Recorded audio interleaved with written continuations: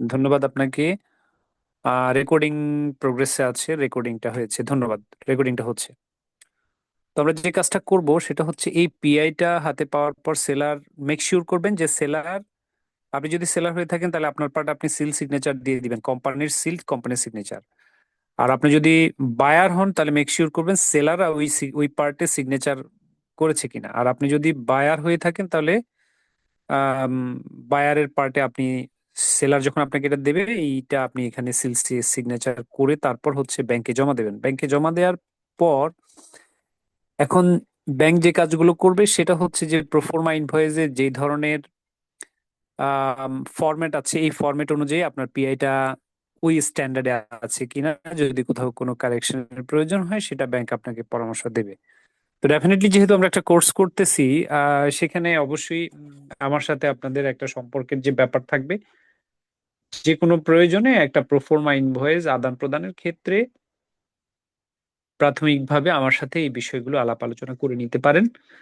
অথবা যদি কোনো একটা স্ট্যান্ডার্ড ফরম্যাটের, এখানেই এই ফাইলটাই আমি এখানে শেয়ার করেছি। আহ, আহ,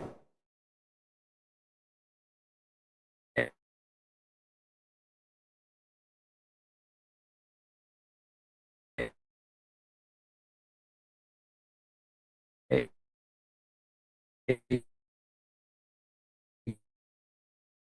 এখানে হচ্ছে যে আপনাদের হোয়াটসঅ্যাপে শেয়ার করা আছে এই ফাইলটাই। আমার মাথায় তারা রেডি করে দিবে।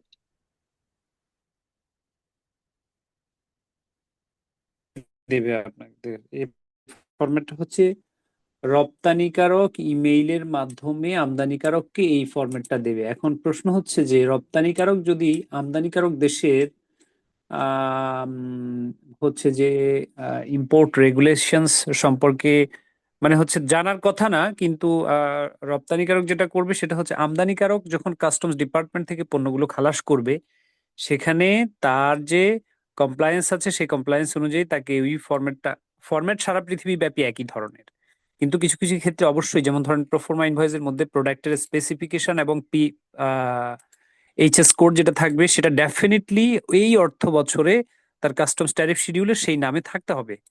তো যদি সেটা না থাকে তাহলে ভিন্ন নামে থাকে তাহলে সেটা আরেকটা সমস্যা। কাস্টমস থেকে আপনি পণ্য খালাস করার ক্ষেত্রে আপনি বিপদে পড়ে যাবেন। এগুলো কি বিপদে পড়বেন, কি ঝামেলায় পড়বেন? বিপদে পড়ে যাবেন মানে হচ্ছে, আমি বলছি জিনিসগুলো। বিপদে পড়ে যাওয়া বলতে বোঝাচ্ছে যে এটা, যে আপনি পণ্য খালাস করতে পারবেন কিন্তু দেখা যাচ্ছে যে আনঅফিসিয়াল অনেক সময় দেখা যাচ্ছে এই আপনাদের হচ্ছে যে এই যে ঘুষ টুসের যে বিষয়গুলো এগুলো তখন চলে আসবে। আর এমনিতেই তো ইম্পোর্ট এক্সপোর্ট বা কাস্টমস ডিপার্টমেন্ট যেখানেই থাকে সেগুলো একটা মানে হচ্ছে যে আনঅফিসিয়াল আর্থিক লেনদেনের একটা বিষয়গুলো এটার সাথে জড়িতই থাকে, এটা তো আপনারা জানেন বুঝেন। তো আর পে বসলে দেখা যাচ্ছে যে এটা তখন আপনার এই ঝামেলাগুলো আপনাকে পোহাতে হবে। তো সেটা যাতে করে না হয়, কিন্তু আমি আরো একটা কথা আপনাদের একটু স্মরণ করিয়ে দিতে চাই, যেহেতু থার্ড ওয়ার্ল্ড কান্ট্রিতে মানে হচ্ছে যে আমাদের যে বসবাস এবং সেটার কারণে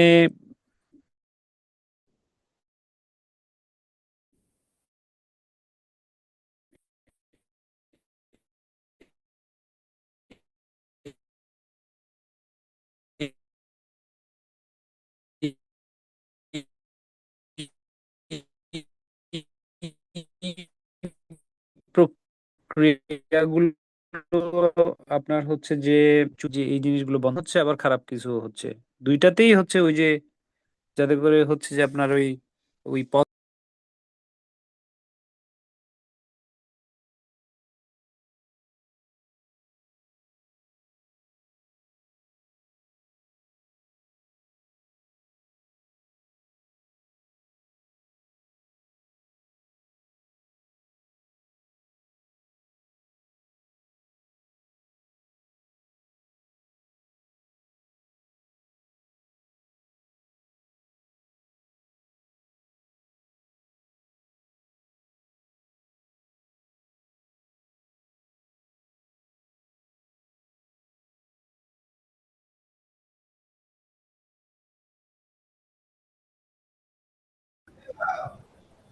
আচ্ছা গুগল আমাকে যে কমোডিটি ডেসক্রিপশন এবং এইচএস কোড দিয়েছে, আমি এইটাকে ট্যারিফ শিডিউলে নিয়ে গিয়ে দেখি এইটার গুগল আমাকে দুইটা এইচএস কোড দিয়েছিল।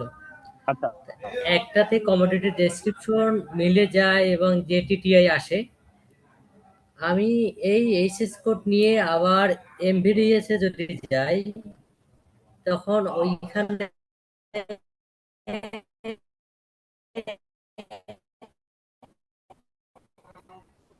ভিন্ন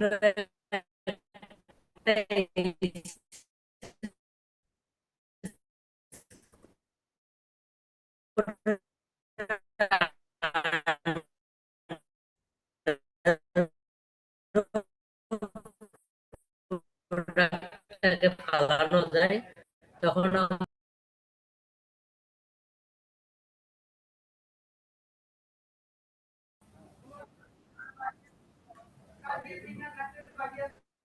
হাউসহোল্ড আর্টিকেল, টয়লেট আর্টিকেল, হ্যাঁ এইটা কি বলবেন?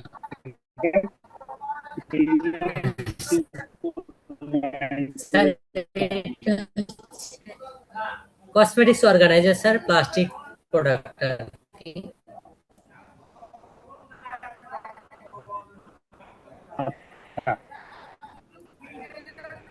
আচ্ছা স্যার, এটা কি এখন দেখেন আপনি 39269099